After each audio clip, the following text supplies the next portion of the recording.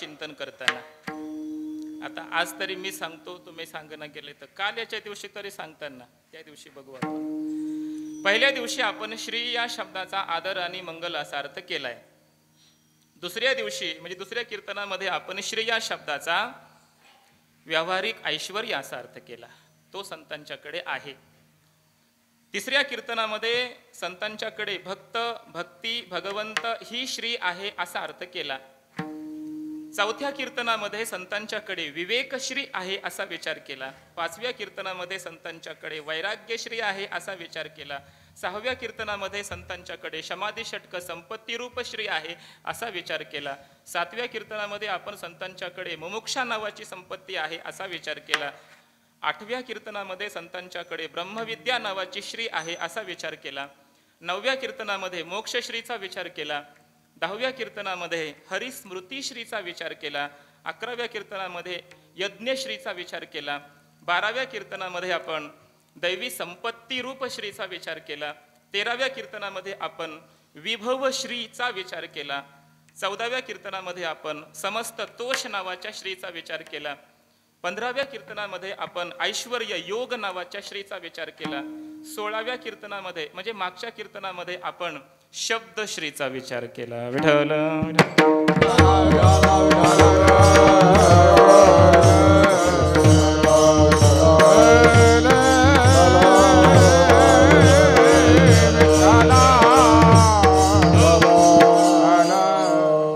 हा विद्यार्थी मुद्दाम मागून आले बघा. हा विद्यार्थी मुद्दाम उशिरा आलेला आहे. पाठ जरा हे पहिलं झाल्यावर जाण्यासाठी लक्षात घ्या. श्री या शब्दाच्या अर्थसंबंधाने आपला विचार सुरू आहे.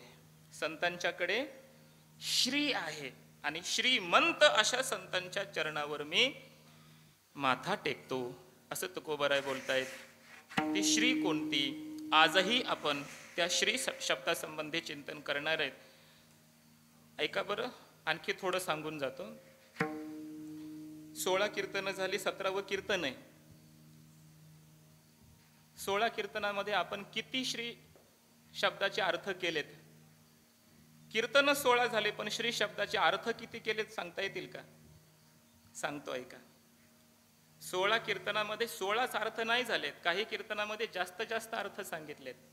त्यामुळे एकदा पुन्हा त्याचं गणित करून सांगतो ऐका. पहिल्या दिवशी आपण आदर आणि मंगल असा अर्थ केला. किती झाले? मोजत राहा, जरा मदत करा आता. आदर आणि मंगल श्री शब्दाचे 2 अर्थ पहिल्या कीर्तनात पाहिलेत. किती झाले? 2. दुसऱ्या कीर्तनामध्ये व्यावहारिक ऐश्वर्य किती झाले? 3. तिसऱ्या कीर्तनामध्ये भक्त, भक्ती, भगवंत किती झाले? पहिलेने हे मोजित राहा. किती झाले? 6 झाले. त्यानंतर आपण विवेकश्रीचा विचार केला. किती झाले? 7. वैराग्यश्री 8. समाधी षटक हे 6 किती झाले? 14. समाधी षटक म्हणजे 6 हे किती झाले? 14 झाले. त्यानंतर मुमुक्षा 15. ब्रह्मविद्या 16. मोक्षश्री 17. बरोबर. हरिस्मृतीश्री 18. त्यानंतर यज्ञश्री 19 आणि दैवी संपत्ती किती आहेत? 26. दैवी संपत्ती किती आहेत? 26. हे 26 आणि हे किती? 19 किती झाले? 45. बरोबर. त्यानंतर विभवश्री 46. विभवश्री किती झाले? 46. त्यानंतर समस्त तोषश्री 47. त्यानंतर ऐश्वर्य योगश्री किती झाले? 48. त्यानंतर शब्दश्री बरोबर 49. मी घरी मोजून आलो होतो. किती झाले? 49 झाले. आणि आज 9 अर्थ बघणार आहे. किती अर्थ बघणार आहे? कारण शेवटचा आता पुढे गुरुवार नाहीये, पुढे काल आहे. आता एका कीर्तनामध्ये 9 अर्थ सांगून टाकणार आहे. मग 49 आणि 9 किती झाले? 58. शाबास. किती अर्थ झाले? 58 एकंदरीत 16 कीर्तन, आजचं 17वं कीर्तन मिळून श्री शब्दाचे आपण 58 अर्थ करतोय. विठ्ठल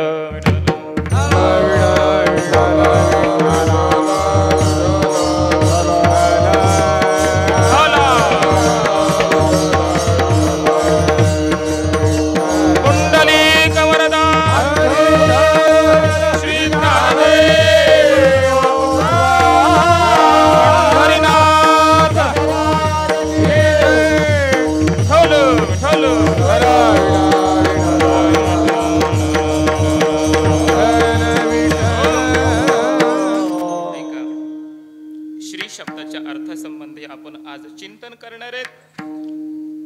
ज्ञानेश्वरीतून चिंतन मी करणार आहे. ऐका.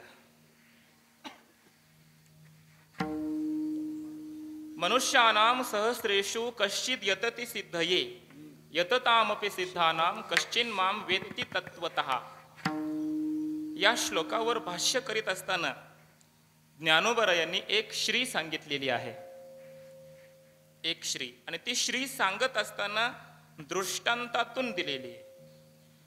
माऊली म्हणतात की आस्थेची या महापुरी रेगताती कोटीवरी परिप्राप्तीची या पैलती रे विपाईला पावे. हा सिद्धांत सांगण्यासाठी माऊली म्हणतात युद्ध करण्यासाठी अनेक जण रणांगणामध्ये उतरतात. दृष्टांत दिलाय, ऐका बरं. युद्ध करण्यासाठी रणांगणामध्ये अनेक जण उतरले, अक्षोहिणी सैन्य उतरलं. पण हे युद्ध करत असताना शत्रूचे ते तलवारीचे बाणाचे घाव सोसून अंगावर झेलून शेवटी विजयश्रीवर आरूढ होणारा एखादाच असतो. शेवटी विजयश्री प्राप्त करणारा एखादाच असतो, असं ज्ञानोबा यांनी दृष्टांतातून सिद्धांत दिलाय. आता ओवी ऐका की तयाही पाठी जे वेळी लोह मांसा ते घाटी ते वेळी विजय श्रियेच्या पाटी एकची बैसी. विठ्ठल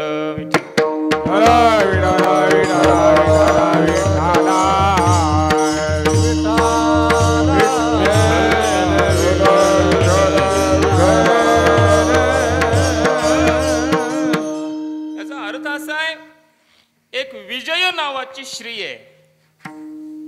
कोणती श्री? विजयश्री. विजय मिळवणं ही काय श्री आहे. माऊली म्हणतात युद्ध तर अनेक सैनिकांनी केलं, प्रवृत्त झाले, पण शत्रूचे घाव, लोह म्हणजे ते तलवारी बाण, आणि ते आपले मांसाचे छिलके उडवतात. हे सगळं सहन करून शेवटी विजय श्री प्राप्त करणारा एखादाच योद्धा असतो, वीर असतो. हे सांगायचंय माऊलींना. तिथं ज्ञानोबा यांनी विजयश्री हा शब्द वापरला. याचा अर्थ असा आहे की ज्ञानोबा यांनी जे जे श्री शब्दा संबंधाने चिंतन केलंय, ज्याला ज्याला श्री म्हटलंय, त्याच्यामध्ये विजय ही एक श्री आहे. विजयाला सुद्धा माऊलींनी श्री म्हटलेलं आहे, ऐश्वर्य म्हटलेलं आहे. मग संतांच्याकडे विजयश्री आहे. श्री संतांची या माऊलीची ओवी घ्या, तुकोबरायाचं चरण घ्या. विजयश्री आहे असं ज्ञानोबराय जर सिद्ध करत असतील, बोलत असतील, तर संतांच्याकडे विजय नावाची श्री आहे. कोणता विजय? कशावर विजय मिळवला? कालच मला वाटतंय कड्याच्या वाडीमध्ये अभंग घेतला होता, चिंतन झालं, आमच्या अशोक महाराजांनी बोलवलं. जिंकावा संसार येणे नावे तरी शूर. अरे एखाद्या शत्रूला पराजित करून एखादं राज्य हस्तगत करणं, याला शूर म्हटलं जाऊ शकत नाही. तर संबंध संसारावर विजय मिळवणं, तुकोबाराय म्हणतात तो खरा शूर आहे. मग बाह्य समस्त संसार आणि अंतःकरणातला कामक्रोधादी संसार, या सर्वांवर ज्यांनी विजय मिळवला ते संत आहेत. विजय मिळवला. रात्रंदिवस आम्हा युद्धाचा प्रसंग, अंतर्बाह्य जग आणि मन झुंजारते एक. विष्णुदास जगी पाप पुण्यांगी नातळे त्या. तुका म्हणे भूमंडळी आम्ही बळी, आम्ही वीर आणि आम्ही गाढे. असे योद्धे आहेत आम्ही तुकोबाराय म्हणतात. संत असे शूर आहेत, वीर आहेत. तुका म्हणे वीर्यावीर संत धीर समुद्र. असे संत वीर आहेत, शूर आहेत, योद्धे आहेत. आणि त्यांनी या संसाराला जिंकलं महाराज. संपूर्ण जन्म मरण हा संसार, काम क्रोध हा संसार, हा संपूर्ण संसार संत महात्म्यांनी जिंकला. म्हणजे विजयश्री प्राप्त केली. आणि अशी विजयश्री संतांच्याकडे असल्यामुळे श्री संतांची माता चरणावरी, श्री संतांची माता चरणावरी, संतांची माता चरणावरी, माता चरणावरी, श्री संतांची माता चरणावरी, श्री संतांची माता चरणावरी, श्री संतांची माता चरणावरी, श्री संतांची माता चरणावरी. साष्टांग हे करी दंडवत, साष्टांग हे करी दंडवत, विश्रांती पावन सांभाळा उत्तरी, विश्रांती पावन सांभाळा उत्तरी. साष्टांग हे करी दंडवत, साष्टांग हे करी दंडवत, विश्रांती पावन सांभाळा उत्तरी, विश्रांती पावन सांभाळा उत्तरी, सांभाळा उत्तरी. आज एवढंच प्रमाण म्हणायचं महाराज. आता पुढचा नंबर या लाईनचा इकडं. प्रत्येक वेळी जेव्हा श्री मी सांगेल म्हणून तुकोबाराय म्हणतात म्हणलं की फट दिशे उचलायचं. श्री संतांच्या एवढंच म्हणायचं. मात्र चालू 5-10 मिनिटं चालली पाहिजे हा. असं नाही. 0 मिनिटात 0 मिनिटात चाला. अशाच चाले उचलायच्या मस्त फट दिशे. इकडून आता इकडचा नंबर हा ऐका. एक श्री झाले. आज विस्तार नाही करणार. खूप विस्तार करता येईल पण आता पुढे गुरुवार शिल्लक नाही. पुढच्या वर्षी श्रीवर मी बोलणारही नाही. असं म्हणल्या 2-3 चातुर्मास होतील बोलायचंच म्हटलं तर. पण नको. पुढच्या वर्षी पुढे चालायचा. संताकडे जाऊ. संतांची या ऐका. संतांच्याकडे विजयश्री आहे.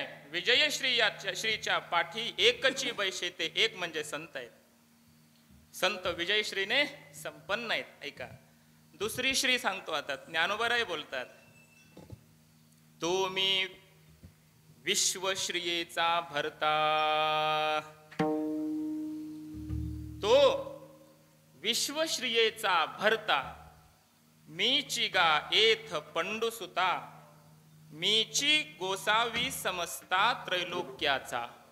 परमात्मा अर्जुनाला बोलतायत. माऊली परमात्म्याच्या मुखातून हे बोलतायत की अर्जुना ऐक. मी कोण आहे सामान्य समजू नको मला. हे लोक मला सामान्य समजतात. अवजानंती माम मूढा मानुषीम तनुमाश्रितम. सामान्य मनुष्य मला समजतात हे पण मी तसा नाही. मग मी कोण आहे ऐक. विश्वश्रियेचा भरता. या विश्वरूपी श्रीचा मालक मी आहे. विठ्ठल विठ्ठल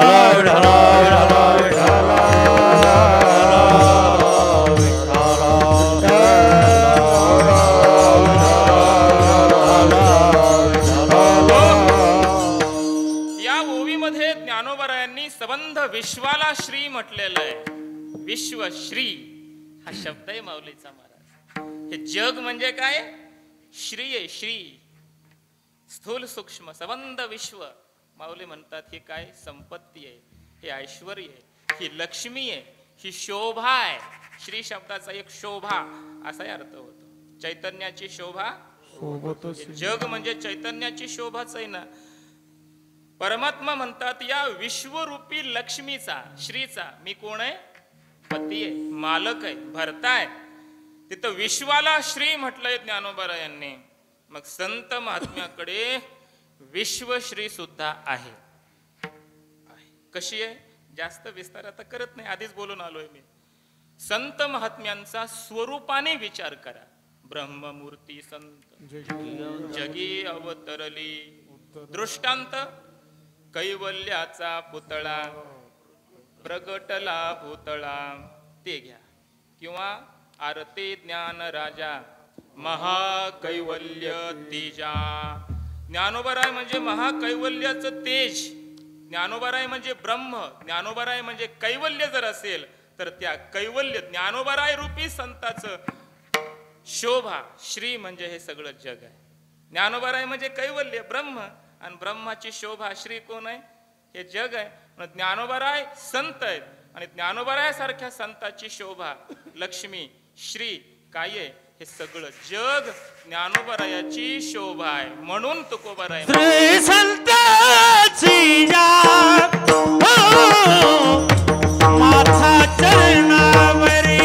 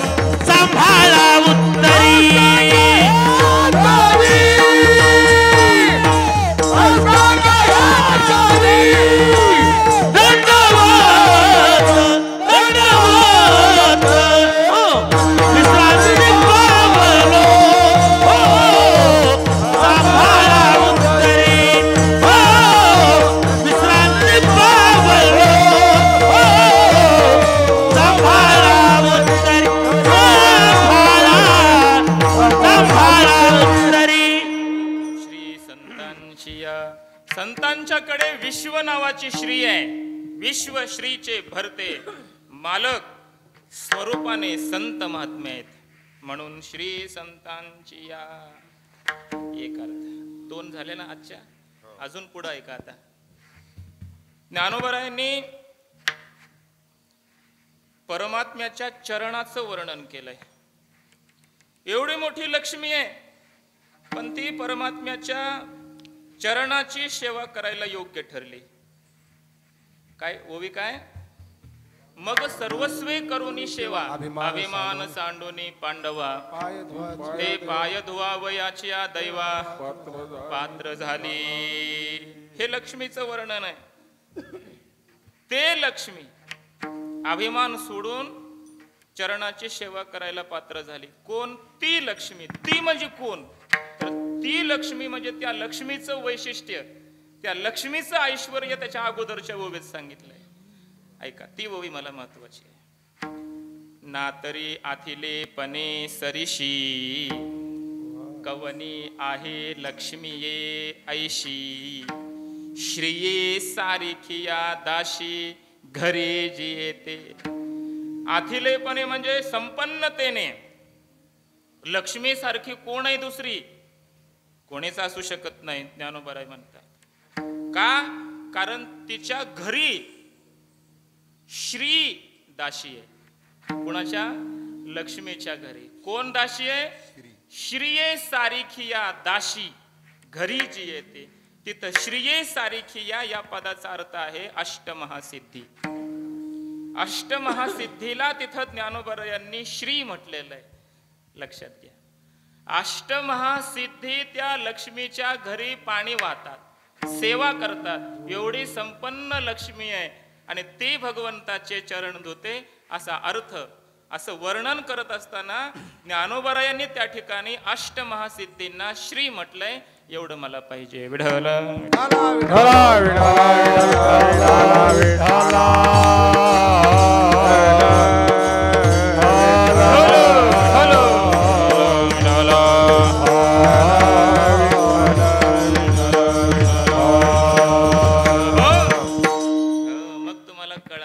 असेल, संतांच्याकडे अष्टमहासिद्धी रूपी श्री आहे. अष्टमहासिद्धी वळंगती दारी नवदाती दुरी दवरिता नवदाती दुरी दवरिता अष्टमहासिद्धी वळंगती दारी नवदाती दुरी दवरिता नवदाती दुरी दवरिता. यद्यपि संत महात्मे सिद्धीचा स्वीकार करत नाहीत. सिद्धी लावी पिशे कोणतया पुशे नेले राजहंसे पाणी. राजहंस त्या मानसरोवरावर जाऊन काय पाणी घेऊन पिऊन येतो का? मग मोत्याचा चारा खाणं राजहंसाचं काम आहे. त्याप्रमाणे सिद्धी लावी पिशे कोण तया पुशे, कोणत्या सिद्धीच्या पाण्याला विचारणार? कोण आला पाड, कोण आला पाड? वागो निधी आड कोणी तया. वा.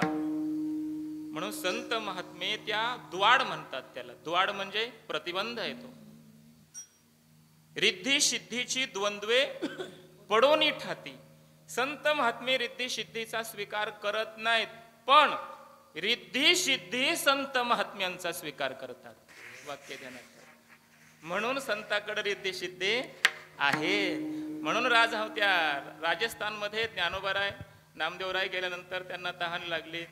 ज्ञानोबाराय सूक्ष्म लघिमा नावाच्या सिद्धीचा वापर करून सूक्ष्म रूप घेऊन त्या आडामध्ये गेले, पाणी पिऊन आले. दृष्टांत सांगून वेळ घेत नाही. तुकाराम महाराजांच्याकडे एका बाईनं तेलाची कुपी दिली. चरित्रात वर्णन आहे. म्हटले बाजाराहून येता येता आमचं तेल कुपीत घेऊन या. त्यामध्ये तेल आणलं तुकाराम महाराजांनी, दिलं बाईला. 4 दिवस झाले, 8 दिवस झालं, महिना झाला, तेलच संपना.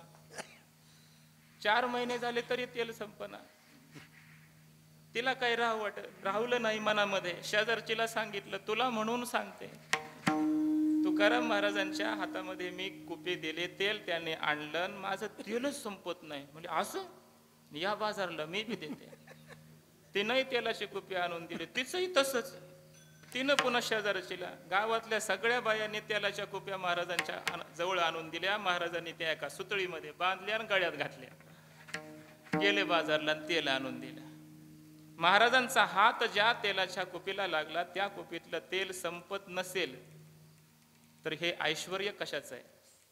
तुकोबारायांच्याकडे असलेल्या सिद्धीचं हे ऐश्वर्य आहे. संतांच्याकडे रिद्धी सिद्धी नावाचं ऐश्वर्य आहे. म्हणून श्री संताची माता चरणावरी श्री संताची माता चरणावरी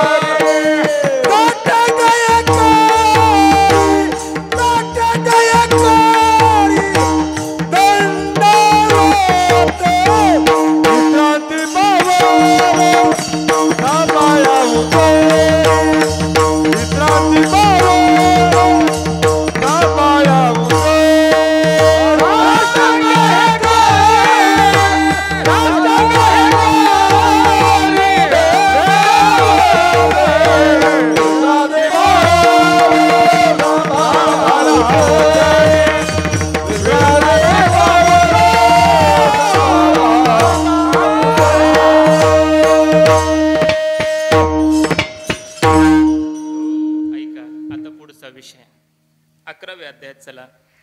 11व्या अध्यायामध्ये भगवंताने अर्जुनाला विश्वरूप दर्शन दिलं. मग त्या विश्वरूपाचं वर्णन माऊलींनी असं भारदस्त शब्दामध्ये केलेलं आहे. सगळं सांगत बसत नाही, कारण ज्ञानेश्वरीचा पाठ नाही. आमचे काशीनाथ महाराज मागे लागले, ज्ञानेश्वरी सुरू करा, ज्ञानेश्वरी व्हायला पाहिजे. आणि महिन्यातले 5-6 दिवस मी देतो म्हणून शब्दही दिलाय. माझी अशी विनंती आहे सगळ्यांना, प्रत्येक गावामध्ये आपण ज्ञानेश्वरीला स्थान द्या. जसे तुम्ही सप्ताह सुरू केले, पारायण करता. पूर्वीच्या महात्म्यांनी ज्ञानेश्वरी तुम्हाला फक्त पारायणासाठी नाही दिलेली, माऊलींनी सुद्धा पारायणासाठी नाही निर्माण केले, केवळ पारायणासाठी नाही. ज्ञानेश्वरी कळत होती का लोकांना? काहीच नाही. मग पारायण करून वाचतील तरी म्हणून पूर्वीच्या महात्म्यांनी इथपर्यंत आणून दिलंय, आपल्या घरात आणून दिले, आपल्या हातात आणून दिले. पारायणापर्यंत आपण आलोय, आता पुढचं केलं पाहिजे. पानं उलटली पाहिजे, अर्थ समजून घ्यायचं काम आता आपलं आहे. विठ्ठल प्रसादजी महाराज, मोतीराम महाराज या संत महात्म्यांनी ज्ञानेश्वरी हातात आणून देणे इतकं कार्य केलंय, इथवरच त्यांनी केलंय कार्य. पुढचं काम तर करावं लागेल. त्यांचा मूळ उद्देश आहे ज्ञानेश्वरी समजून घेणं. पण प्रत्येक गावामध्ये महिन्यातले 5-6 दिवस काढून ज्ञानेश्वरी भावकथा एका अध्यायावर आपण चिंतन करू शकतो. भावकथा ठेवा, पाठ ठेवा, वेगवेगळ्या पद्धतीनं करू. ऐका, 11व्या अध्यायामध्ये विश्वरूप दर्शन देवानं दिल्यानंतर माऊलींनी जे वर्णन केलंय, मुखाचं वर्णन केलंय. अर्जुन बघू लागला इकडे तिकडे. भगवंताची सगळी त्या विश्वरूपाची मस्तक दिसायला लागली, वदन दिसायला लागली. ती कशी दिसत होती, ती सगळी मस्तकच मस्तक, सगळी हजारो लाखो करोडो मस्तक दिसायला लागली. अशी मुकुट घातलेले, त्याला असं मढवलेलं, त्याच्यावर सगळे रत्न वगैरे लावलेले, आणि ते सुंदर परमात्म्याचं ते वदन, मुख, हे सगळं अर्जुनाने कसं बघितलंय? ज्ञानोबराय सांगतात, ऐका. मग सैंघ देखे वदने, सरळच्या सरळ असे मस्तकाची माळ दिसू लागली. मग सैंघ देखे वदने, कशी? जैसे रमानायकाची राजभुवने, नाना प्रगटले निधाने लावण्य श्रियेची. विठ्ठल विठ्ठल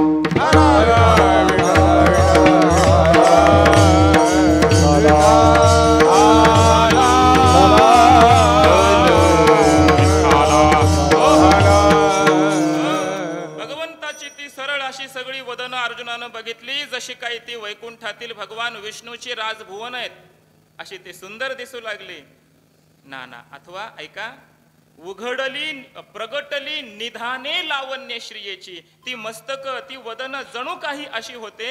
माऊलींची ही प्रतिभा आहे. माऊली म्हणतात जणू काही ती लावण्य रूपी श्रीची प्रकट झालेली एक एक निधान होती. निधान, लावण्य म्हणजे सौंदर्य, आणि सौंदर्याचं निधान एक एक मस्तक होतं, असं ज्ञानोबराय त्या मस्तकाचं वर्णन करतात.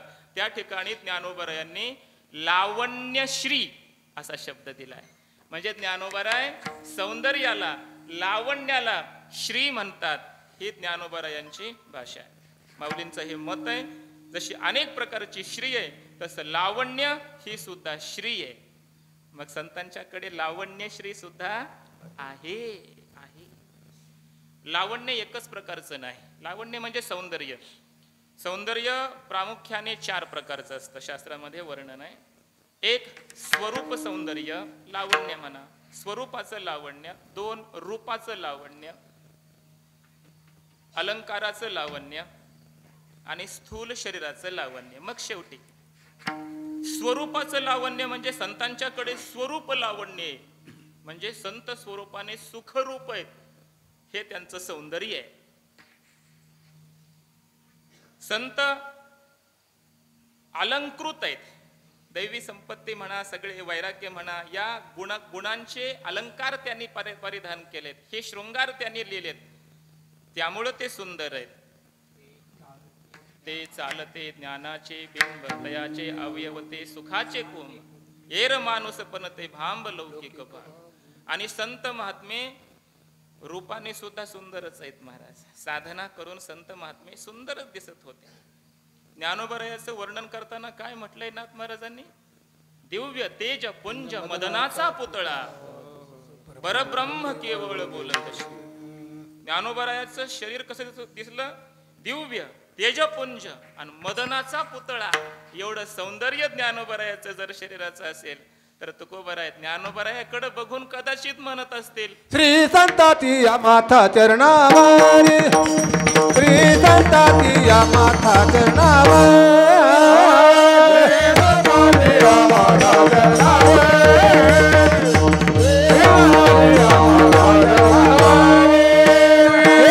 साष्टांग हे करी दंडवत, साष्टांग हे करी दंडवत, विश्रांती पावलो सांभाळा उतारी, विश्रांती पावलो सांभाळा उतारी.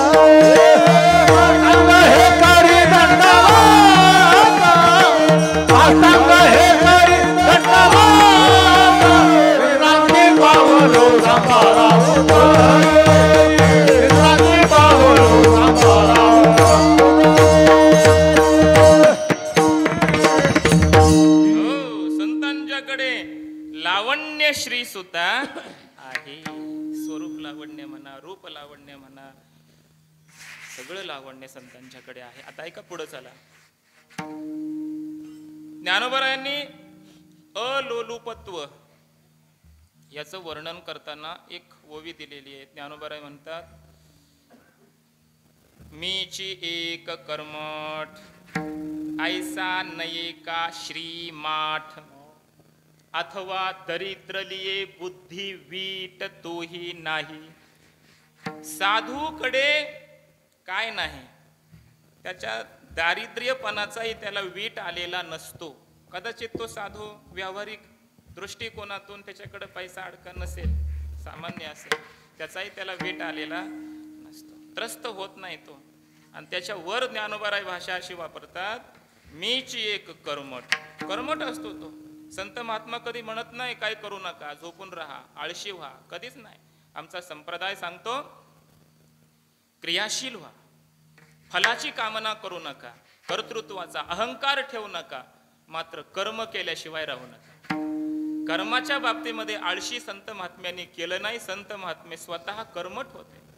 पण माऊली म्हणतात त्याला त्या कर्मठतेचा श्रीमाठ नसतो, म्हणजे गर्व नसतो. तिथं ज्ञानोबरायांनी श्रीमाठ या शब्दाचा अर्थ मदश्री असा अर्थ केला आहे. त्याच्याकडे मद नावाची श्री नसते, अहंकार नावाची श्री त्याच्याकडं नसते. मला इथं फक्त शब्द घ्यायचा आहे. ज्ञानोबराय मदाला श्री म्हणतात, आणि ते मद म्हणजे सांसारिक मद, अहंकार, गर्व त्याच्याकडं नसतो, हा तिथं विषय.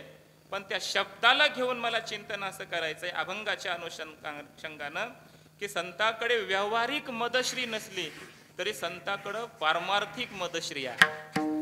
संताला सुद्धा मद असतो महाराज, साधूला सुद्धा मद आहे. उन्मत्त होतो साधू. मत्तो भवती तृप्तो भवती आत्मा रामो भवती, नारद महर्षी सांगतात. हा भक्तीचा रस आणि आनंद प्राशन करून तो भक्त उन्मत्त झाल्यासारखं वागतो. का? लोकांनी निंदा केली झुगारून देतं, कोणी वाईट म्हणलं लक्ष देत नाही, कोणी चांगलं म्हणलं त्याचंही त्याला कौतुक नाही, कोणी 4 पैसे दिले वर्णन करत बसत नाही कोणाचं काय, त्याला काही उन्मत्तासारखंच वागणं झालं नाही. का? कारण त्याचा आनंदच एवढा विस्तारलेला आहे, जगावर अवलंबूनच नाही, कुणावरच अवलंबून नाही त्याचा आनंद. देहीच विदेही असो ऐसा कोठे आठवची नाही, देहीच विदेही भोगो दशा, याला म्हणायचं मदश्री. असे संत महात्मे उन्मत्ताने संपन्न असतात, उन्मत्ततेने त्यांच्याकडे मद असतो. मद म्हणजे परमार्थाचा, आनंदाचा, ज्ञानाचा, मस्तीचा त्यांना मद असतो. आणि या श्रीने मात्र ते संपन्न असतात. म्हणून श्री संताची माथा चरणावरी, श्री संताची माथा चरणावरी, माथा चरणावरी,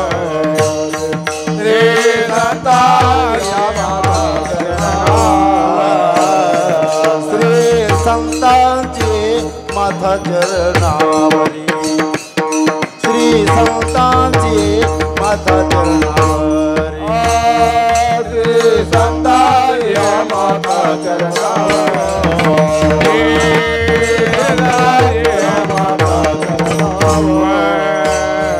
साष्टांग हे करी दंडवत, साष्टांग हे करी दंडवत, विश्रांती पावलो सांभाळा उतरी, विश्रांती पावलो सांभाळा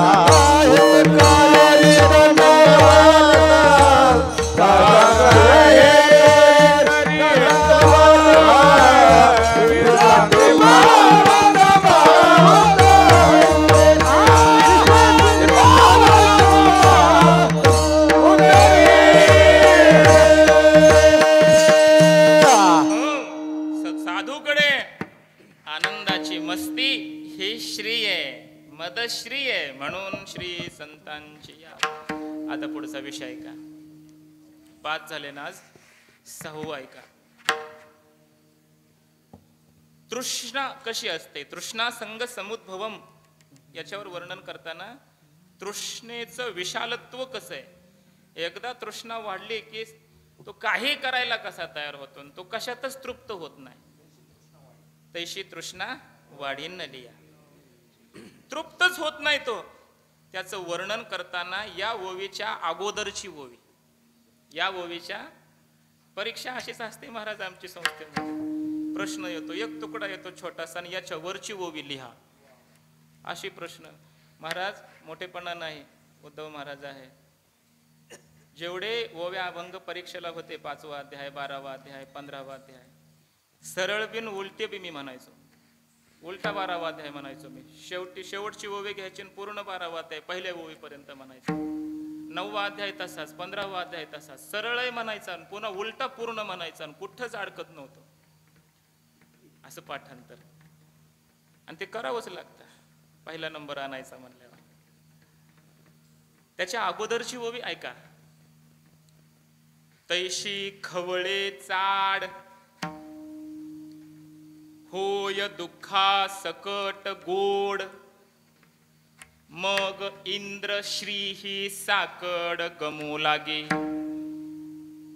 एकदा चाड म्हणजे इच्छा खवळली, याची इच्छा अशी खवळून अंतःकरणामध्ये उठली की ते दुःखा सकट मनुष्याला गोड लागते. एका कीर्तनात मागे मी बोलून आलोय, हे संसारात काही सुख असतं का? दुःखच असतो. सगळा राडा धिंगाणाच आहे ना तो घरामध्ये, बायका मुलं पोरं सगळं. पण ते तसं असूनही त्याला ते विषय दुःखरूप असून त्याला ते गोड वाटायला लागतात. का? चाड खवळे, चाड खवळलेली आहे, इच्छा खवळलेली आहे, म्हणून त्याला दुःख सुद्धा गोड लागतं. त्याच्यातच मरतो, पण बाहेर निघा वाटत नाही त्याला. त्याच्यातच मरतो, आयुष्य संपवतो, बर्बाद करतो. आणि पुढे ज्ञानोबाराय म्हणतात, एकदा ती चाड खवळली, दुसरा परिणाम असा होतो, त्याच्या समोर इंद्राची श्री जरी आणून ठेवली तरी त्याला संकट वाटतं, एवढूस कसं पुरण मला, माझं कसं भागायचं. त्याला असं संकट पडतं. इंद्रश्री ही साकड गमू लागे. इथं ज्ञानोबारायांनी इंद्रश्री घेतली, एवढंच मला पाहिजे. इंद्रश्री म्हणजे इंद्राचं ऐश्वर. इंद्राच्या ऐश्वर्याला ज्ञानोबाराय, स्वर्गातल्या ऐश्वर्याला श्री म्हणतात. इंद्रश्री ज्ञानोबारायांना जर मान्य असेल आणि तुकोबाराय श्री संतांची या म्हणत असतील, तर श्री शब्दाचा अर्थ ज्ञानोबारायांनी जेवढा केलाय तो सर्वच घ्यावा लागेल. कारण तो त्याचंच अनुकरण पुढे संतांनी ज्ञानोबारायाचं केलेलं आहे. त्यामुळं इथं श्री शब्दाचा अर्थ इंद्रश्री असाही करा. आणि मग साधूकडे इंद्रश्री सुद्धा आहे, इंद्रश्री सुद्धा. काय झालं? नरनारायण ऋषी बद्रिक आश्रमामध्ये तपश्चर्या करत होते. इंद्राला वाटलं कोण ऋषीमुनी आहेत, आपलं सिंहासन बळकावतील, म्हणून त्याने काही अप्सरा वगैरे नृत्यगान करण्यासाठी, तपस्या भंग करण्यासाठी पाठवले. तिथं आले, ते नृत्यगान करू लागले, त्यांचं सौंदर्य दाखवू लागले. यांची समाधी विचलित झाली, जागे झाले, वृत्तीवर तर आले नरनारायण. पण त्यांनी काय केलं, त्यांच्याकडे बघितलं. भागवतात कथा आलेली आहे. आणि नरनारायण ऋषींनी आपल्या मांडीतून एक स्त्री काढली, मांडीतून. तिचं नाव आहे उर्वशी. आणि इंद्राला सांगितलं, जा घेऊन स्वर्गाला. अशा कित्येकही उर्वशा तुला देऊ शकतो म्हणले. अशा स्त्रिया त्यांना आणून मला भुलवण्याचा प्रयत्न करतो का? नाही बोलले महाराज. मला एवढाच मुद्दा सांगायचा आहे, संत महात्म्याकडे इंद्राचं ऐश्वर्य सुद्धा आहे. तो वेळ प्रसंगी कल्पतरू प्रकट करू शकतो. संत महात्मा वेळ प्रसंगी परीस प्रकट करू शकतो. काही इंद्राचं जेवढं ऐश्वर्य स्वर्गात, खरं तर क्षणिक आहे, ते नश्वर आहे, त्याला संत महात्मा फारशी किंमत देत नाही. पण करायचं म्हटलं प्रकट, तर इंद्राचं सगळं ऐश्वर्य सुद्धा संत महात्मा प्रकट करू शकतो. साधूकडे इंद्रश्री सुद्धा आहे. म्हणून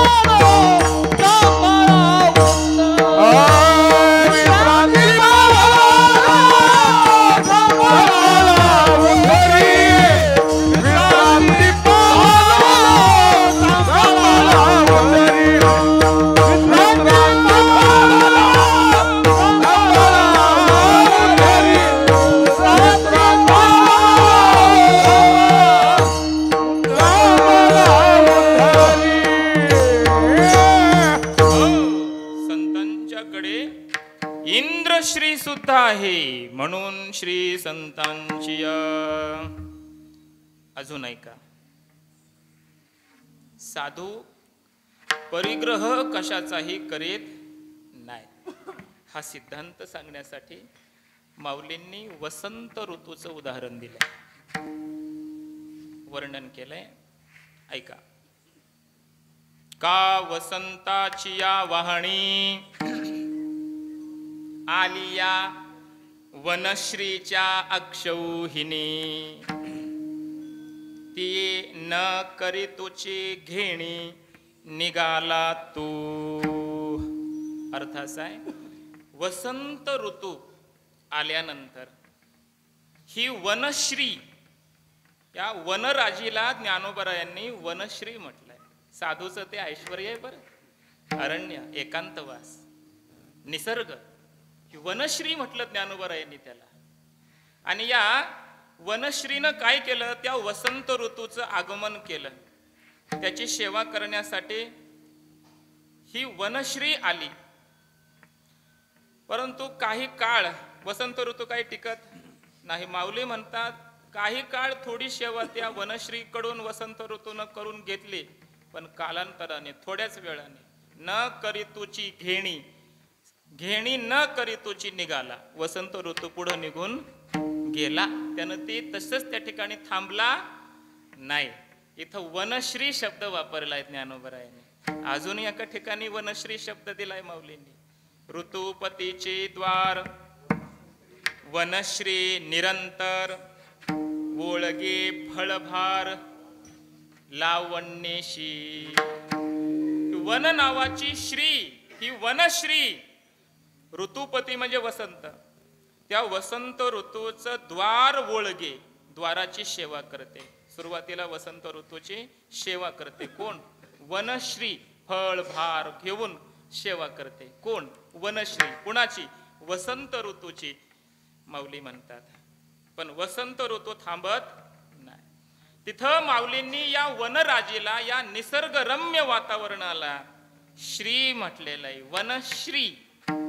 शुचौदेशे प्रतिष्ठाप्य स्थिरमासनमात्मनः. 6वा अध्याय बघा. निसर्गाचं काय माऊलींनी वर्णन केलंय महाराज. तिथं मोर असतात, शुद्ध पवित्र असा तो देश असतो. एखादं कुठं तरी छोटेसे महादेवाचं देवालय असतं, हरणं असतात, मंजुळ अशा प्रकारचा ध्वनी असतो, पाणी वाहत असतं, झरणे असतात. हे सगळं वर्णन केलंय. तिथं तो एकांतामध्ये जाऊन महात्मा साधना करतो. साधूकडे, संतांच्याकडे आपल्याप्रमाणे गाडी बंगला हे ऐश्वर्य त्याला प्राधान्य तो देत नाही. त्याला वाटतं वृक्षवली आम्हा सोयरी वनचरी, हे आमचं खरं ऐश्वर्य आहे. पण या वनश्रीने संत महात्मे संपन्न असतात. म्हणून श्री संताचे माता चरणावर, श्री संताचे माता चरणावर,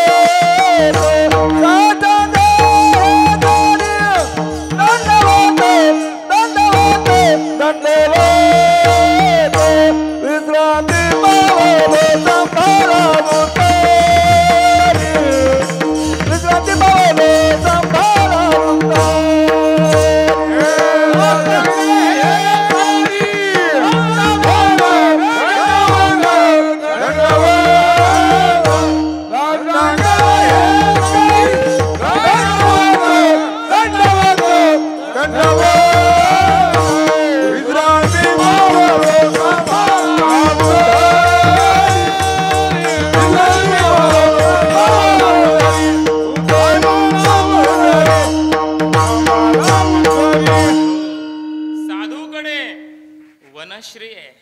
निसर्गामध्ये साधू राहतो. वनश्रीने संत महात्मा संपन्न. एक अर्थ. अजून पुढे चला. एक महाभारतामध्ये श्लोक आलाय, गोड श्लोक आहे. मोठ्यांचं धन काय असतं? त्या श्लोकात सांगितलेलं आहे. तेवढा एक मुद्दा आणखी मध्ये घेतो, पुन्हा अभंगात येतो, पुन्हा ज्ञानेश्वरीतच मी येणार आहे शेवटी श्री सांगताना. शेवट तिथंच मी करणार आहे ज्ञानेश्वरी. महाभारतामध्ये गोड श्लोक आलाय. कोण अपेक्षा कशाची करतं ऐका. अधमा धनमिच्छन्ति धनम मानंच मध्यमाः उत्तमा मानमिच्छन्ति मानो हि महताम धनम. गोड श्लोक आहे. त्याच्यामध्ये असं म्हटलंय अधमा धनम इच्छन्ति. जगामध्ये काही लोक अधम आहेत, ते फक्त धनाची इच्छा करतात. मग कुठल्याही पद्धतीने मिळाले तरी ते धनच मिळवायचं. भ्रष्टाचार असेल नाही तर सदाचार असेल, कुठल्याही आचारातून काय मिळवायचं.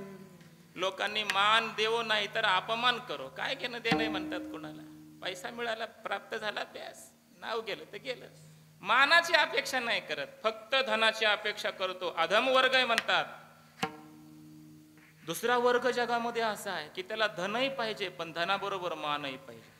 धनम मानंच मध्यमाः. मध्यमवर्गीय लोक असे आहेत, त्यांना धन पाहिजे पण धन मिळाल्यानंतर लोकांनी नावही नाही ठेवलं पाहिजे. लोकांनी मानही द्यावा, सन्मानही करावा, म्हणजे त्याला योग्य मार्गाने धन मिळवायचंय हे सिद्ध होतं. योग्य मार्गाने धन मिळवायचंय, मग लोकांकडून सन्मानही घ्यायचा आहे आणि धनही मिळवायचं आहे. मध्यमवर्गीय लोक इथे, अधम नाही, मध्यमवर्गीय. आणि एक वर्ग असा आहे की तो उत्तम आहे. सर्वश्रेष्ठ वर्ग जगामध्ये एक असा आहे की त्याला इच्छा फक्त मानाची आहे. धन मिळालं सहज ठीक आहे, नाही मिळालं तर नाही मिळालं, पण अपमान नाही झाला पाहिजे आपला कधी. ते एक वाक्य आहे बघा, छत्रपती शिवरायांच्या त्या पूर्वीच्या मालिकेमध्ये वाक्य होतं. औरंगजेबाच्या दरबारामध्ये शिवराय जेव्हा अपमान केला महाराजांचा, तो त्यांचा जो सत्कार केला उडवून लावला हाताने. आणि छत्रपती शिवरायांचं वाक्य आहे त्यावेळेस, एक वेळ मरण पत्करू पण अपमान नाही. म्हणून मोठी लोक मरण आलं तरी चालेल, काही हो, पण अपमान सहन करीत नाहीत. म्हणून उत्तमाः मानम इच्छन्ति. त्यांना फक्त मान द्यावा बस. धन मिळो नका मिळो काही हो, त्यांना मान पाहिजे. जगामध्ये ते उत्तम लोक आहेत. अपमान होईल असं ते वागत नाहीत, असं काही करत नाहीत, म्हणून ते उत्तम आहेत. लोकांकडून मानच घेतात. उत्तमाः मानम इच्छन्ति. आणि शेवटचा तुकडा अत्यंत महत्वाचा आहे. याचं कारण असं आहे की उत्तम का, कारण मानो हि महताम धनम. मान सन्मान हेच मोठ्यांचं धन असतं. विठ्ठल विस्तार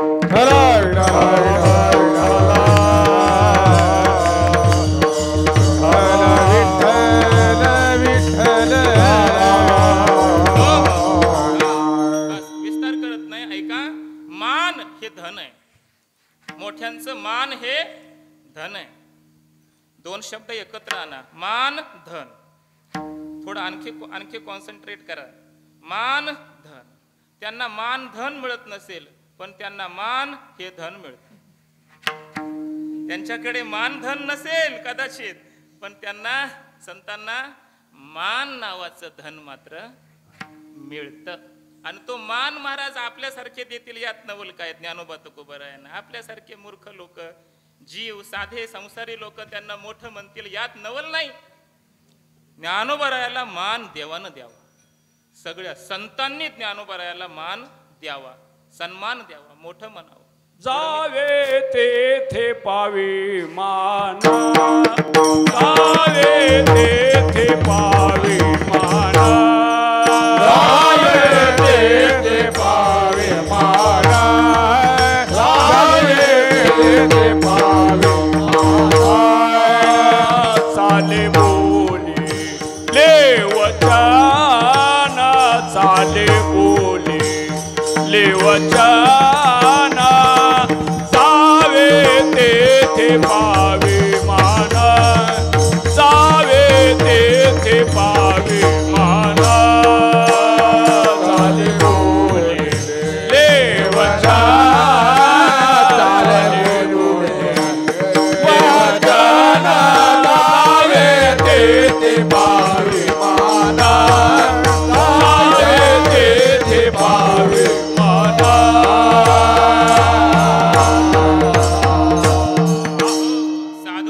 महाराज मान आहे, मान नावाचं धन साधूकडे आहे. ज्ञानोबरायाचा मान सन्मान किती झाला हो. ज्ञान्यामध्ये ज्ञानियांचा शिरोमणी हा मान आहे ज्ञानोबरायाला. वैष्णवामध्ये ज्ञानदेव वैष्णव मोठा हा ज्ञानोबरायांना मान दिला. योग्यामध्ये योगियाची माऊली हा मान दिला ज्ञानोबरायाला. संतामध्ये सेविती साधू संत, साधू संत सुद्धा ज्यांची सेवा करतात असे संत म्हणजे माऊली, हा माऊलीचा मान आहे महाराज. आणि समाधी प्रसंग पुढे मी थोडक्यात सांगणार आहे. देव स्वतः ज्ञानोबरायाला किती मोठा मान देतो, सन्मान देतो. गुरूंनी मान सन्मान ज्ञानोबरायाचा करावा, आपल्या शिष्याचा मान सन्मान गुरूंनी करावा. हे ऐश्वर्य आहे महाराज, हे ऐश्वर्य. हे मान नावाचं धन, मान नावाची श्री साधूकडे आहे. म्हणून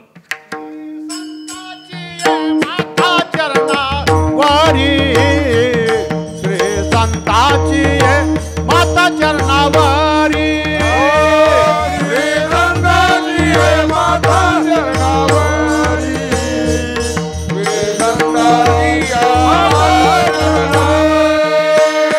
साष्टांग हे करी दंडवत, साष्टांग हे करी दंडवत, विश्रांती पावलो सांभाळा उतरी, विश्रांती पावलो सांभाळा उतरी, विश्रांती पावलो सांभाळा उतरी, विश्रांती पावलो सांभाळा उतरी.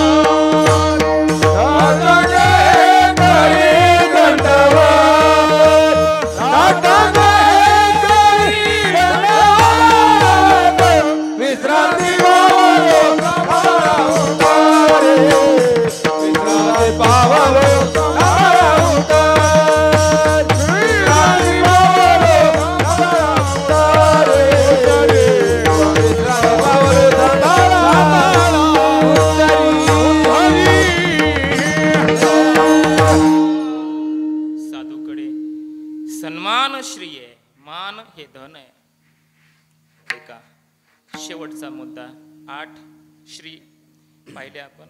आता 9वी नवम शेवटचा, चातुर्मासातही शेवटचा, आजच्या कीर्तनातलंही शेवटचा. आणि शेवट माऊलीवरच करणार आहे मी.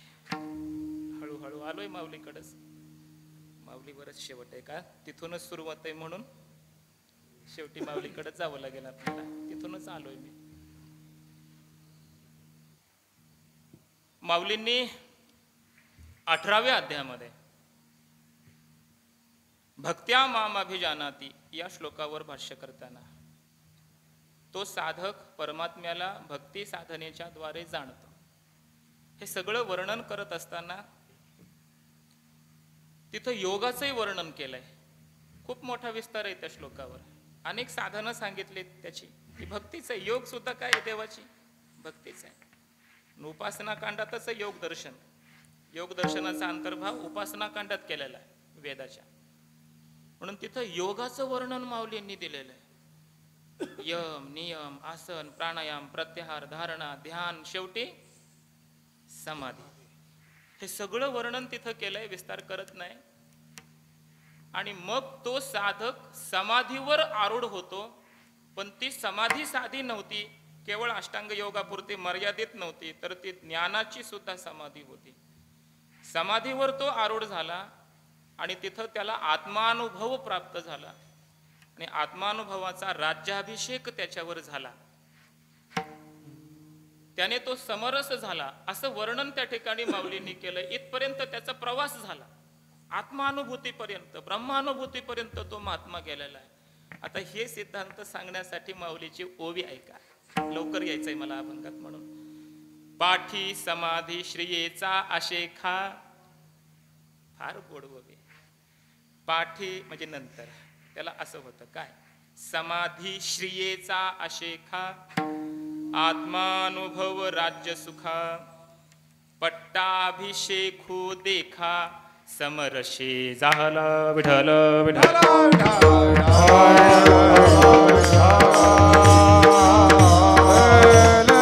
झाला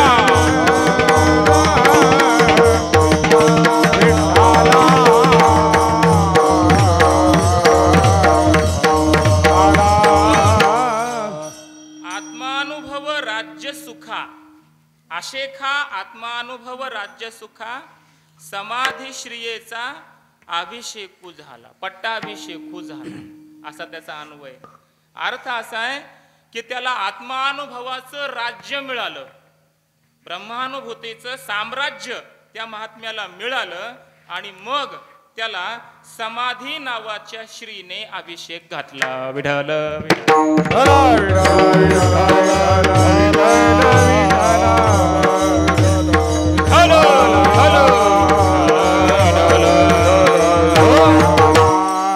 अर्थात तो साधू महात्मा आता समाधी मग्न आहे.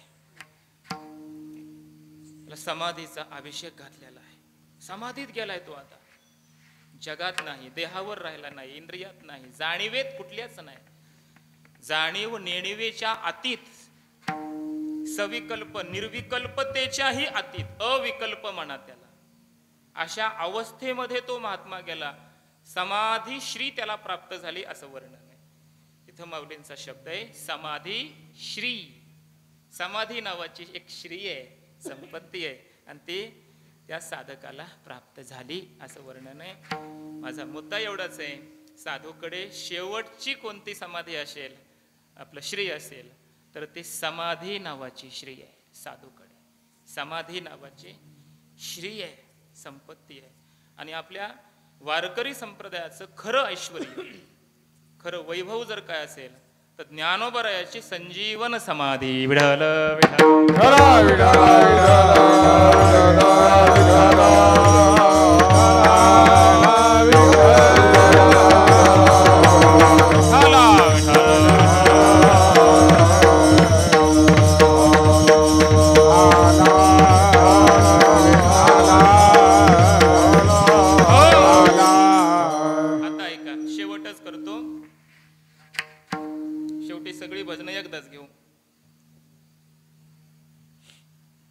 समाधी ही श्री आहे. समाधीचे काही प्रकार आहेत. योगशास्त्राचा समाधी वेगळा, भक्तिशास्त्राचा समाधी वेगळा, ज्ञानशास्त्राचा समाधी वेगळा, आणि माऊलींचा संजीवन समाधी वेगळा. 4 समाधी प्रामुख्यानं बघता येतील, विस्तार खूप करता येईल. एक एक ही श्री म्हणजे एक एक कीर्तन आहे विस्ताराने करायला, पण पुन्हा नाही चान्स आपल्याला, त्यामुळे आजच थोडक्यात. एक योगाचा समाधी, यम नियम आसन प्राणायाम प्रत्याहार धारणा ध्यान समाधी, सविकल्प पुन्हा निर्विकल्प समाधी. अष्टांग योगाचा समाधी आहे. याला योगाचा समाधी म्हणा. चांगदेव महाराजांना जो प्राप्त होता तो समाधी हाय. इथं आत्मानुभूती प्राप्त आहे, पण आत्मा ब्रह्म आहे असं व्यापकत्वाने आत्म्याचं ज्ञान झालेलं नाही. त्यामुळे या समाधीला आमच्या संतांनी अपूर्ण म्हटलंय. इथं आत्मानुभूती आहे पण ब्रह्मानुभूती नाहीये, पण हा अष्टांग योगाचा समाधी आहे. दुसरा ज्ञानाचा समाधी आहे. माऊली म्हणतात अमृत अनुभवामध्ये ज्ञान समाधीचं वर्णन माऊलीने केलंय. त्या महापुरुषाची ज्ञान समाधी. स्वेच्छाची झाला विधी, स्वैर झाला समाधी, तशी ये रुद्धी बैसू घापे. अमृत अनुभवामध्ये माऊली म्हणतात त्याची स्वेच्छा, त्या महात्म्याला ज्याला ज्ञान झालेलं आहे, मुक्त महात्मा आहे, त्या महात्म्याला एखादी इच्छा जर झालीच जीवन मुक्ती कालामध्ये, आता दिवस चारी खेळी मेळी या कालामध्ये, तर त्याची इच्छा हाच वेदाचा विधी. त्याला वेद बाकी विधी शास्त्र आज्ञा काही करत नाही. त्याला इच्छा झाली बस हीच शास्त्रविधी. त्याला शास्त्रविधीची पालन मर्यादा करायची गरज नाही.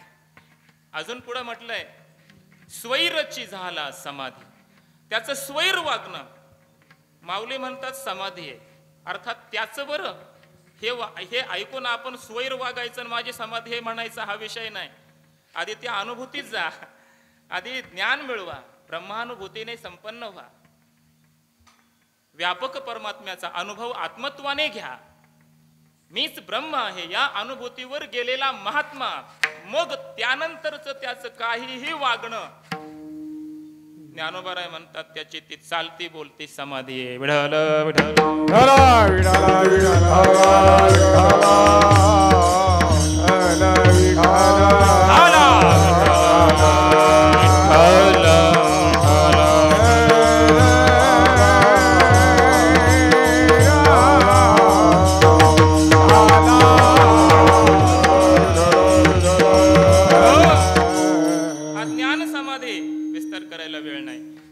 तिसरा आहे भक्तिशास्त्रातला समाधी.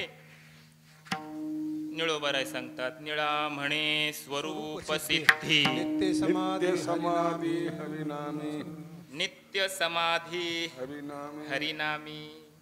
हरिनाम घेत असताना तो महात्मा सगळं जग विसरतो. अर्थात हरिनाम घेतोय आणि इकडं संसाराचं चिंतन करतोय. संसाराचं चिंतन करता करता हरिनाम घेणं, त्याला नाही समाधी म्हटलेलं. मुखी नाम, हृदयी ध्यान. मुखामध्ये नाम आहे, हृदयामध्ये त्याचंच ध्यान आहे, चिंतन आहे. आणि असं चिंतन करता करता संसार विसरला, जग विसरलं, देह विसरला, सगळं विसरलं आणि नामचिंतन सुरू आहे. संत म्हणतात या नामचिंतनाला समाधी म्हणतात. विठाल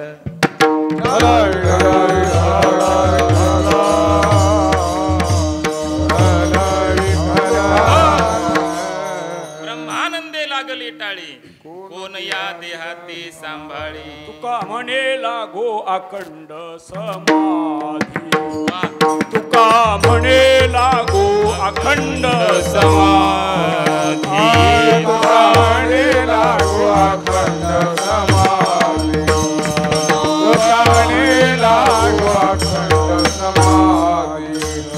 जावे प्रेम बोधी बुडोनिया, जावे प्रेम बोधी बुडोनिया, जावे बोधी बुडोनिया, जावे बोधी बुडोनिया.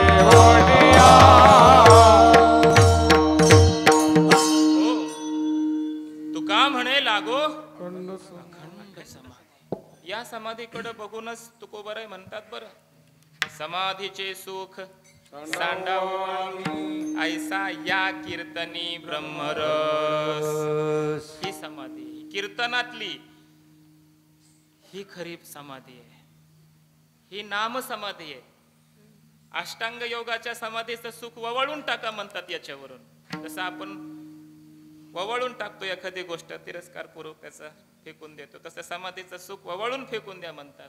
या आमच्या नाम समाधीच्या पुढं याला म्हणायचं कीर्तनातला समाधी, नाम समाधी. हाही संतांना प्राप्त आहे. अष्टांग योगाचा समाधी तोही संतांना प्राप्त आहे. ज्ञानाचा समाधी तोही संतांना प्राप्त आहे. आणि अंततो गत्वा शेवटी माझ्या ज्ञानोबरायांचा संजीवन समाधी आहे. संजीवन समाधी आहे. जगात जो कोणालाही प्राप्त नाही, फक्त माझ्या माऊलीकडे, त्या ज्ञानोबरायांच्या समाधी श्रीकडे, संजीवन समाधी श्रीकडे बघून तुकोबराय कदाचित वर्णन करत असतील. रे संताची माता चरणावरे, रे संताची माता चरणावरी,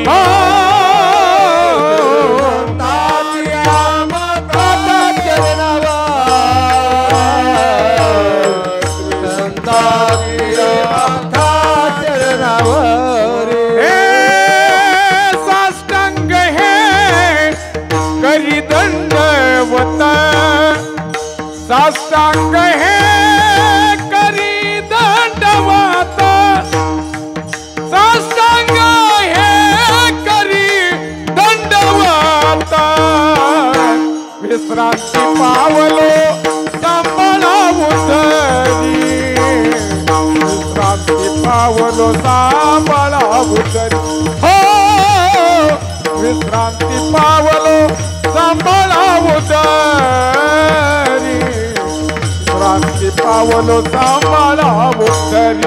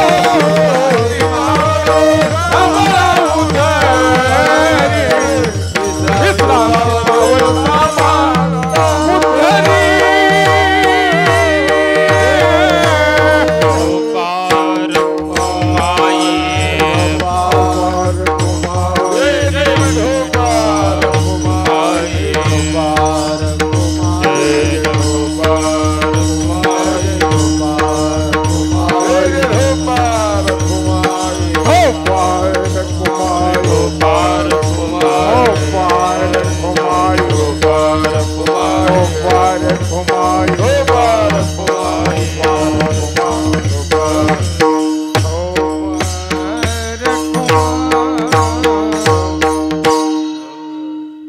शेवटी ज्ञानोबरायांचा समाधी महाराज संजीवन समाधी म्हटलंय त्याला. संजीवन समाधी हे ऐश्वर आहे माऊलीचं, संप्रदायाचं ऐश्वर हे माऊलीचं नाही, केवळ आपलं खरं ऐश्वर, महाराष्ट्राचं ऐश्वर, आपल्या देशाचं ऐश्वर, माऊलींचा समाधी सोहळा.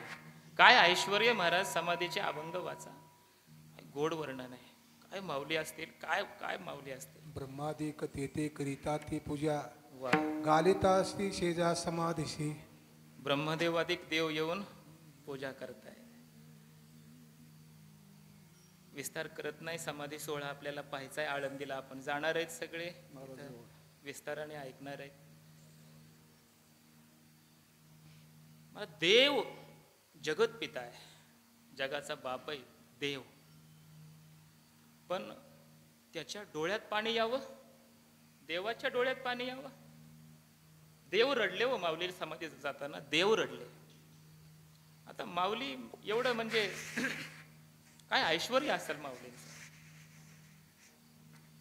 रुक्मिणी मातेनं विचारलं देवाला, देव म्हणे रुक्मिणी, हा एकची योगी देखीला हेचे ज्ञान संजीवनी, जाण त्रैलोक्याशी.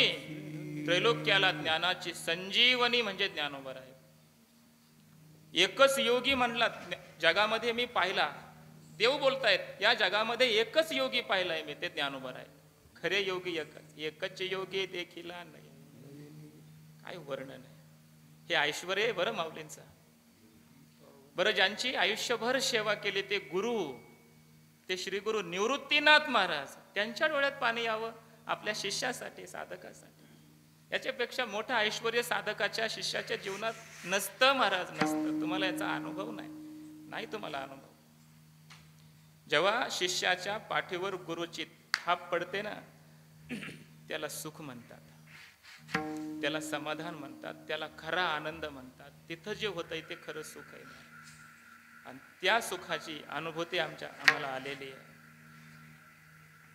गुरूंनी थाप टाकावी आमच्या पाठीवर. वा, तसं निवृत्तीनाथ महाराजांनी माऊलींकडे बघून डोळ्यात पाणी आणावं, आणि शेवटी समाधीला जाताना ज्ञानोबरायांचा एक हात देवाने धरावा, दुसरा हात निवृत्तीनाथ महाराजांनी धरावा. देव निवृत्ती यांनी धरिले दोन्ही कर, जातो ज्ञानेश्वर. हे ऐश्वर आहे समाधीचं, ही समाधी श्री आहे. देव एका बाजूला आहे आणि निवृत्तीनाथ गुरु एका बाजूला आहे. काय अजून काय पाहिजे. ओसंडोनी निवृत्ती आली आणि माऊली समाधीला जात आहे. हे माऊलीचं ऐश्वर आहे, लक्षात ठेवा. हे संजीवन समाधी ही आहे, ही संजीवन समाधी आहे. बरं, समाधी ज्ञानोबा घेतात, विस्तार नाही, मला वेळ नाही सांगायला. संजीवन का म्हणायचं. समाधी माऊलींनी घेतल्यानंतर पुन्हा दुसऱ्या दिवशी नामदेवरायांना भेट दिलेली आहे. संजीवन समाधी. संजीवन समाधी माऊलींनी घेतल्यानंतर पुन्हा नाथ बाबांना ज्ञानोबरायांनी दर्शन दिलंय, दृष्टांत दिला. मोठी कथा आहे ही. संजीवन समाधी आहे. पुन्हा जगद्गुरु तुकाराम महाराजांना ज्ञानोबरायांचा दृष्टांत आहे, दर्शन आहे. ही संजीवन समाधी आहे. त्यानंतर पुन्हा कितीतरी महात्म्यांना, मल्लाप्पा वास्कर महाराज होऊन गेले, त्यांना ज्ञानोबरायांचं साक्षात दर्शन झालं होतं. ही संजीवन समाधी आहे. सद्गुरु जोग महाराजांना आमच्या माऊलींचं साक्षात दर्शन होतं. ही संजीवन समाधी आहे. आमच्या सद्गुरु जयराम महाराज भोसले यांना माऊलींचं प्रत्यक्ष दर्शन झालेलं होतं. ही संजीवन समाधी आहे. आणि त्याच्या पुढे सांगू, आमच्या वारकरी शिक्षण संस्थेतले जे गुरुवर्य विठ्ठल बाबा गुले, गुरेकर बाबा, यांना सुद्धा माऊलींनी प्रत्यक्ष दृष्टांत दिलेला आहे. ही संजीवन समाधी आहे. आणि त्याच्या पुढे जाऊन सांगतो, आमच्या संस्थेतील गुरुवर्यांचाच हा शिष्य आहे, माऊलींनी मला सुद्धा दृष्टांत दिलेला आहे. हे माऊलींची संजीवन समाधी. विठ्ठल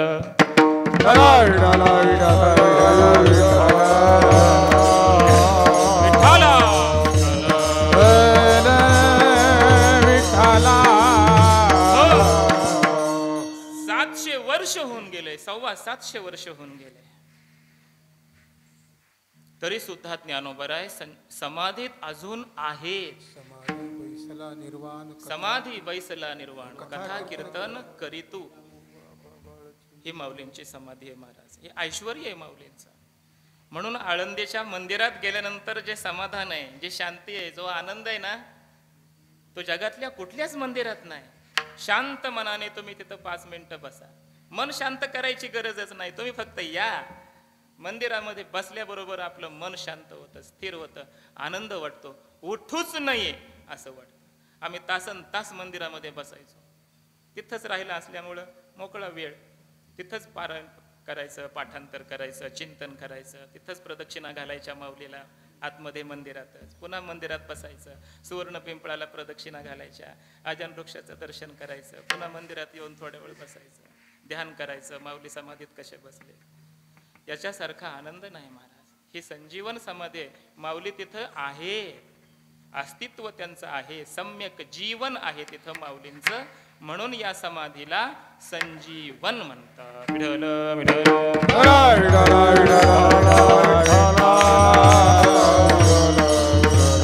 विठ्ठल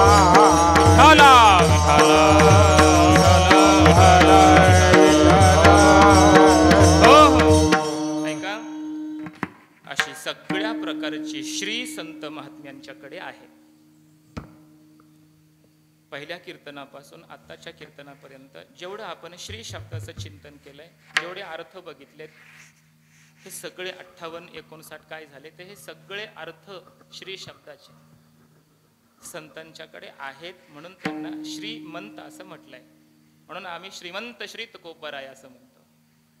तुकोबरायाचं नाव घेताना कसं घेतलं जातं? श्रीमंत श्री तुकोबराय असं घेतलं जातं. त्यांच्याकडे ही श्री आहे म्हणून. सगळी श्री संतांच्याकडे आहे. हे सगळं चिंतन का करायचं? एकच भाव सांगतो, आपण दरिद्री आहेत. आपल्याकडे हे कुठलीच श्री नाहीये. आपल्याला वाटत असेल आपल्याकडे 1,00,000-2 लाख, 1,00,00,000-2 कोटी असतील, काहीच नाही हे आपल्याकडे श्री. याच्यापेक्षा कितीतरी पटीने व्यवहारातली सुद्धा श्री साधूकडे आहे. जयाचे द्वारी सोन्याचा पिंपळ. कुठं आपली श्री लावतात त्याची तिथं. पण खऱ्या व्यावहारिक श्रीने सुद्धा संपन्न संत आहेत. परमार्थातल्या सगळ्याच प्रकारच्या विवेक, वैराग्य, ज्ञान, मोक्ष, ऐश्वर्य, नाम, सगळ्या प्रकारच्या श्रीने संपन्न संत आहेत. म्हणून व्यवहार आणि परमार्थ या दोन्ही क्षेत्रामध्ये असणारी जी संपत्ती आहे, जी श्री आहे, ती आम्हाला मिळवली पाहिजे. आणि दोन्हीमध्ये खऱ्या अर्थानं आम्ही दरिद्रीच आहे. आणि ती संपत्ती मिळवणं हे आपलं कर्तव्य आहे, हे आपलं साध्य आहे. ही सगळ्या प्रकारची श्री मिळाली ना, आपलं कल्याण झालं. तिथंच आपला उद्धार आहे. केवळ श्री शब्दाचं चिंतन करा. याच्यामध्ये पूर्ण वारकरी संप्रदाय. केवळ श्री शब्दामध्ये आपलं संपूर्ण मानवी जीवन भरलेलं आहे. पहिल्या कीर्तनापासून शेवटच्या कीर्तनामध्ये जो प्रवास आपण करत आलोय, हा प्रवास फक्त ध्यानात घ्या. मानवी जीवन पहिल्या कीर्तनापासून शेवटच्या कीर्तनामध्ये समाप्त होईल. हेच मिळवायचंय, हे साधन आहेत, हे साध्य आहे. हे सर्व ऐश्वर्य श्री शब्दाचं आहे, लक्षात घ्या. तुकोबाराय एका श्रीमध्ये हे सगळं सांगून जातात. आपलं जीवन सगळं सांगून जात आहे. म्हणून श्री शब्दावरच आपण ही सगळी कीर्तनं केली. हे सगळं ऐश्वर्य मिळवायचंय आपल्याला. तुकोबारायाच्या अभंगातील केवळ श्री या शब्दाचं हे ऐश्वर्य आहे की 1 चातुर्मास झाला तरी हे ऐश्वर्य संपत नाही. अजून संपत नाही. या श्री शब्दाचं ऐश्वर्य संपत नाही. अलोट श्रीमंती आहे ही श्री शब्दाची केवळ. हे या तुकोबरायाच्या एका अभंगाचं ऐश्वर्य आहे, एका शब्दाचं ऐश्वर्य आहे, तुकोबरायाच्या गाथेचं शब्दात ऐश्वर्य आहे. हे वारकरी संप्रदायाचं ऐश्वर्य आहे. किंबहुना हेच खरं आपलं ऐश्वर्य. हे आपलं सुद्धा खरं हेच ऐश्वर्य.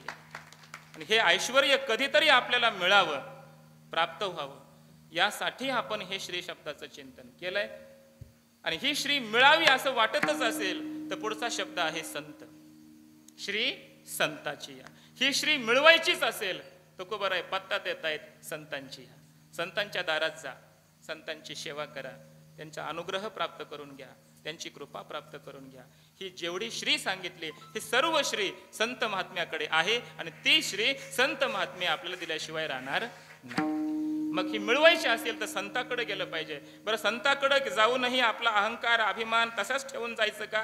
नाही. मग माथा चरणावरी, त्यांच्या चरणावर माथा टेका, त्यांचे दास व्हा. म्हणविता त्यांचे दास पुढे आस उरेना, कृपादान केले संती आणि कल्पांतीही सरेना. असं ते कृपादान करतील. फक्त एवढंच आहे, समर्पण करा. माथा चरणावरी, साष्टांग हे करी, दंडवत, हे पूर्ण समर्पण आहे. हे दंडवत करणं, माथा चरणावर टेकणं, हे समर्पणतेचा भाव आहे. असं जर केलं ना तर बाकी कोणतीही साधना करण्याची गरजच नाही.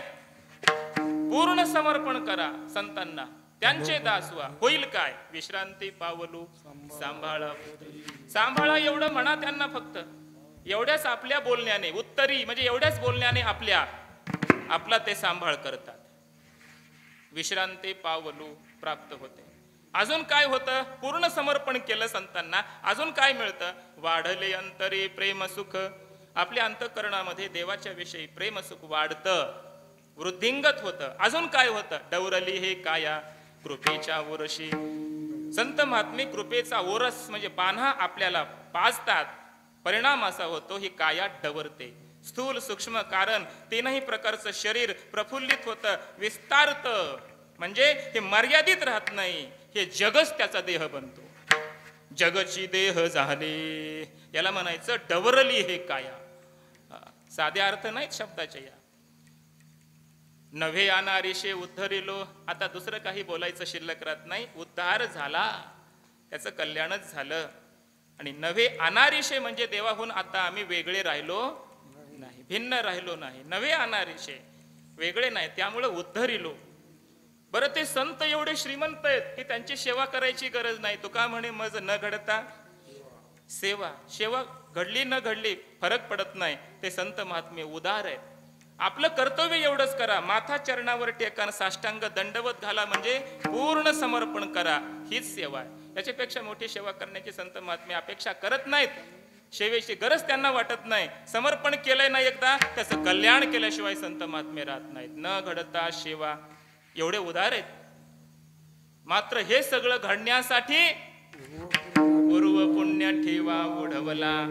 एवढं ऐकूनही हे आपण सगळं करत नाही का? आपलं पूर्व पुण्य नाही म्हणून. ज्याच्या जीवनात पूर्व पुण्याचा ठेवा ओढवला, प्राप्त झाला, तोच संतांना शरण जाईल, तोच समर्पण करेल, त्यालाच विश्रांती मिळेल, त्याचंच प्रेमसुख वाढेल, त्याचीच काया डवरेल, त्याचाच उद्धार होईल, त्यालाच सेवा करायची गरज पडणार नाही. कुणाला? ज्याला पूर्व पुण्य मिळालं त्याला.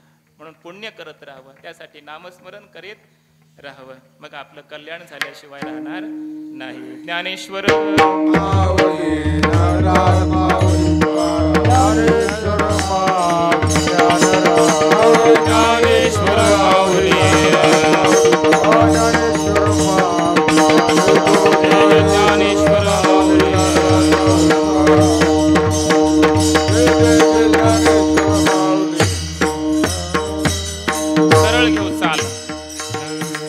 तुका म्हणे मज न घडता सेवा.